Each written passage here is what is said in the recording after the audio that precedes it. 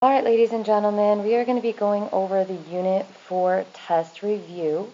Now, before you check your answers with me, I would recommend that you do have your answers down.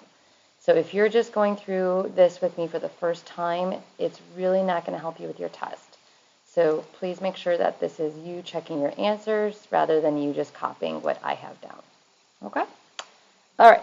So let's look at the very first question. It's asking us to look at this picture and to figure out how the water molecules are interacting with each other.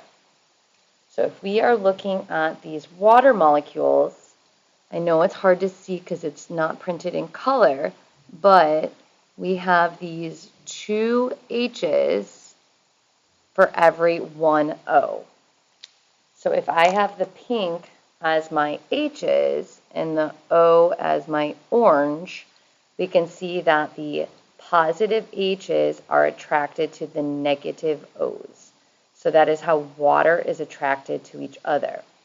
And this attraction is called hydrogen bonding. So it's a very strong attraction, and that's what makes us see so many different properties of water. It explains why if we have a water bubble, we'll notice that the bubble, we can see that the water molecules are actually attracted towards each other, creating that bubble. We also have really good surface tension with water, and we also have what we call adhesion and cohesion with these water molecules. So you don't have to know those characteristics, but it is important that you understand why hydrogen is so unique and hydrogen bonding is why. Okay, water is known as the universal solvent because it is polar and it can dissolve many substances. So if we drew out the Lewis structure for water, we would see that the oxygen has two lone pairs on it. Then if we were to draw the particle picture, we can understand why the H's are the positive end and the O is the negative end. So this polarity of the water molecule is why it's able to dissolve so many different substances. So it can dissolve anything that is polar, which means it just has a positive and a negative end. Okay, so that could be a polar covalent molecule. That can also be an ionic compound. Okay, the phrase likes dissolve likes means that water, which is polar, can dissolve other polar substances, and nonpolars dissolve nonpolars. So we did an activity in class where we looked at acetone, and we saw that acetone was able to dissolve our styrofoam cup, but water was not. Okay, we also talked a lot about nail polish and how nail polish can be removed with acetone because both are nonpolar substances. We talked about mascara and how mascara will not come off with just water, but a lot of times we'll have makeup wipes that will have an oil in them, and oil is nonpolar. Glucose dissolves in water because glucose is polar. So we have to understand that water is polar. So if water is polar and glucose is dissolving in that, likes dissolves likes tells us glucose is also polar. So that means glucose must have some sort of polar end on that molecule that allows it to dissolve in water. So if we look closely at this picture, we can see that this hydroxyl group at the end of the glucose molecule, it has that partial negative oxygen and that positive hydrogen. So it's that negative component right there that creates that slightly polar molecule. So even though it's not ionic, it does have that very small polar end to it, which is what allows water to dissolve it. Okay, which is most likely to be an electrolyte when dissolved?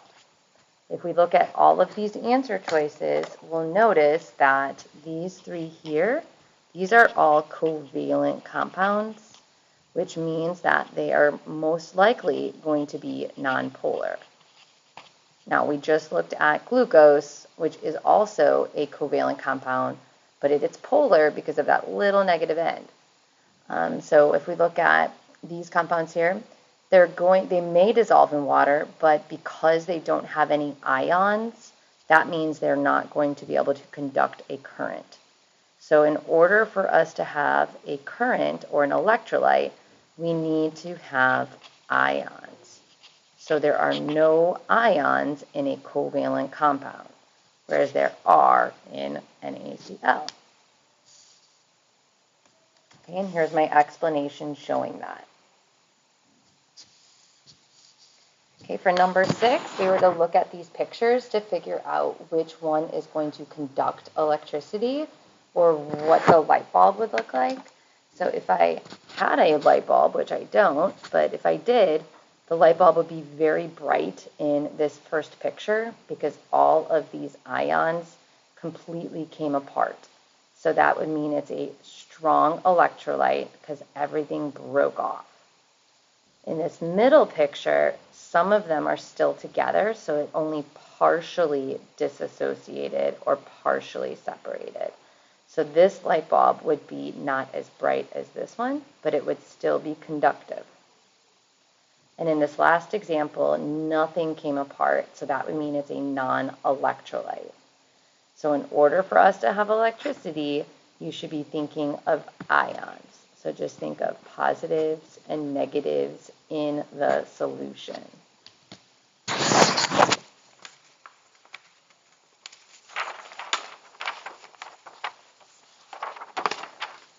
Okay, question number 7. What best describes surface area?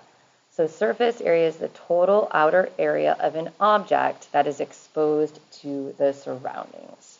So when we're talking about surface area in regards to dissolving, if this was a sugar cube, my water molecules can only hit the outside area of that sugar cube. Once that outside area was dissolved and broken down, then my water molecule will be able to go and get into the inside of that sugar cube. Okay? A solution holding more solute than normal at that temperature, that is what we call supersaturated. So just think more solute is going to be above that saturation line. For question 9, what happens when we stir and crush a sugar cube? How is that increasing the dissolving rate? Well, that's going to be increasing our surface area, allowing the water to reach more of that solute. It has nothing to do with the temperature. It's not going to decrease the solubility. And water is always polar, so that doesn't even make sense. For question 10, it says a soda loses fizz at room temperature because gas solubility does what? So we know that solids and gases are opposite of how they react to the temperature. So as our temperature goes up, our gas solubility goes down.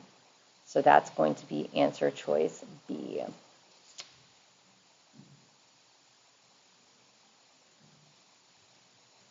All right, for question 11 and 12, we're looking at this picture here, which is showing us sodium chloride dissolved in water, and then it's also showing us sugar dissolved in water. So both of them are dissolved, however, it's the salt that produces the ions. So in order for us to have an electrolyte or a current, we need to have ions. So it's okay that sugar dissolved, but because there's no ions, that means it's going to be a non-electrolyte. Now, we already talked a little bit about strong versus weak. I'm just providing here a picture that shows strong is 100% separated. So all of these ions came apart. In weak, it just means less than 100 are going to separate.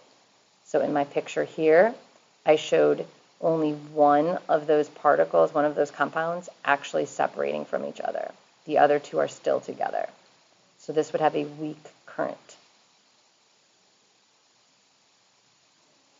All right, for question number 13, we're looking at the factors that affect solubility. So that's temperature, stirring and agitation, and surface area. Okay, we talked about this when we did the stations activities in class. Temperature is looking at the average kinetic energy of the particles. So if we increase our temperature, we're going to be increasing the motion of those particles, which is going to result in more collisions, which is going to increase the solubility. If we stir, we're going to be increasing the molecular interactions. So they're going to be hitting each other more frequently, which leads to more collisions. And then with surface area, we are increasing the amount of area exposed to the free water. Okay, question 14 was a little tricky because we're looking at a lot of different factors. So here we have 4 different pictures of sugar, and in each picture we can see that there's a different surface area. Some of them are stirred, and we also have a different temperature. So the fastest one is going to be D because it has the largest surface area given it's the smallest particle size. It's at the highest temperature, and then we're also stirring it. So that's going to be the fastest. The slowest is going to be C because it's at the coldest temperature. We're not stirring it, and it has the smallest surface area. So then you're comparing A and B. Comparing them, we can see that the cube of sugar has a smaller surface area. Even though it's at a higher temperature, that's okay, but we are also stirring it. So I would say that A is going to dissolve faster than B, even though the granulated sugar has a larger surface area. We're at a lower temperature and we're not stirring. So there's more factors working with us in this picture. So that's why I did D, A, B, and C.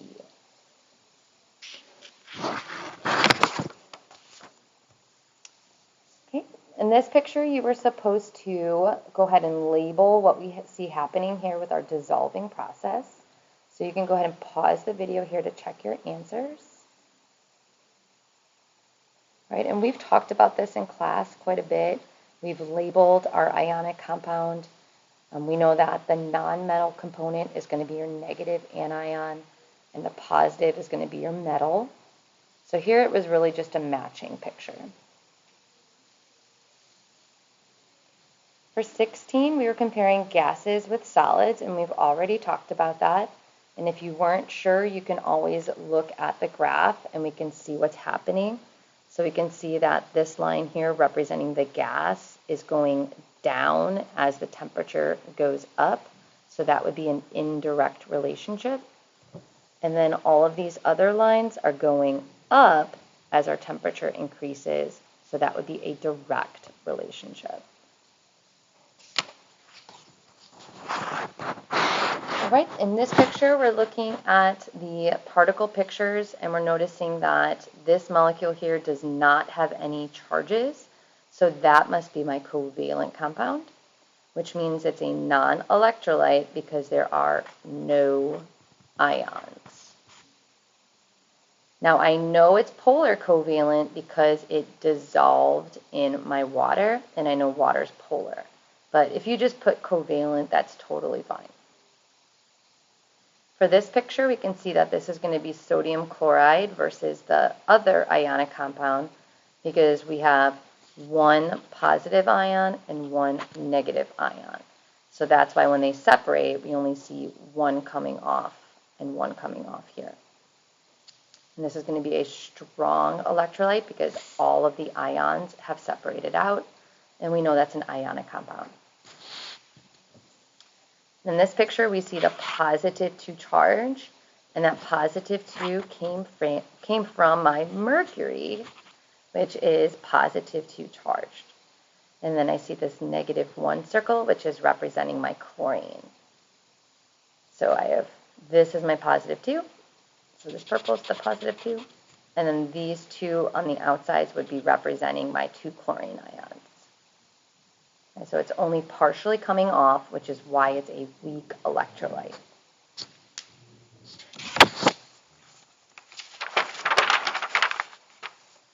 All right, so I'm going to pause pause the video here so I can go over this next one.